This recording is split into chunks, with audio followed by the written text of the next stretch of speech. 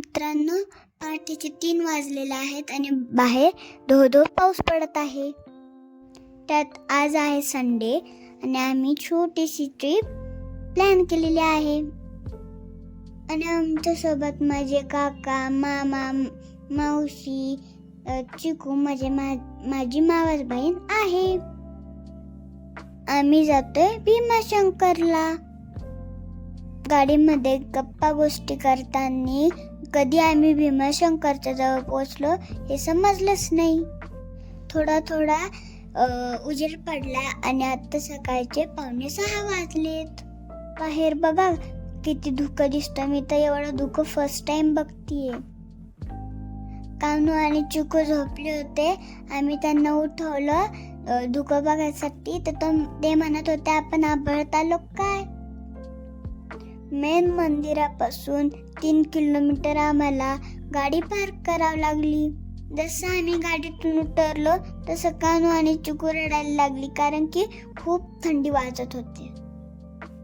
आणि मग आम्ही तिथनं प्रत्येकाला रेनकोट घेतले आणि तिथून आम्ही चालत गेलो. हे बघा आता मंदिर 2 किलोमीटर लांब दाखवतंय. आम्ही ना मंदिराकडे जाताना एवढी मज्जा आली ना. साईडला जंगल होतं आणि पाणी पण वाहत होतं, थंडी पण वाजत होती आणि काही ठिकाणी तर वॉटरफॉल पण होते.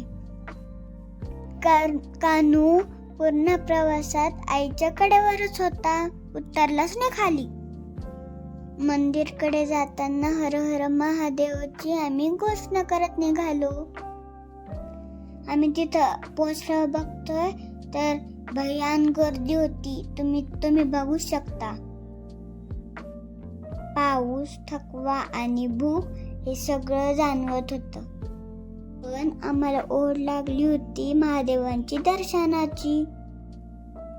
मंदिराच्या शेजारी खूप मोठे मोठे डोंगर होते आणि पावसामुळे छोटे छोटे वॉटरफॉल पण तयार झाले होते. आणि बापरे, माकडं तर खूपच होते तिथे. काही लोकांना माकडांना मकाचं कणीस, बिस्किट, काकडी खायला फेकत होते. त्या माकडांचे खूप छोटे छोटे पिल्लं पण होती. जिथे श्रद्धा तिथे शंकर, जिथे भक्ती तिथे महादेव, जिथे महादेव तिथे आनंद आणि समाधान. हर हर महादेव. आम्ही जवळजवळ 4.5 तास लाईनीमध्ये उभा होतो आणि फायनली 11:30 वाजता आमचं दर्शन झालं. आणि परत आम्हाला चालत 3 किलोमीटर गाडीकडे जायचं होतं. याचं खरं तर मला खूप टेन्शन आलं होतं, पण मी कोणाला काही म्हणलीच नाही. कानूचं तर बरं आहे व. थोड्यावर आईने उचलून घेतलं, थोड्यावर बाबांनी पण उचलून घेतलं. खूप पाऊस असल्यामुळे आम्हाला व्हिडिओज आणि फोटो काढता आले नाही. पण तुम्ही या मंदिरात बघूनच जा, कारण की खूप छान मंदिर आहे, खूप छान निसर्ग आहे आणि खूप छान झाडे आहे.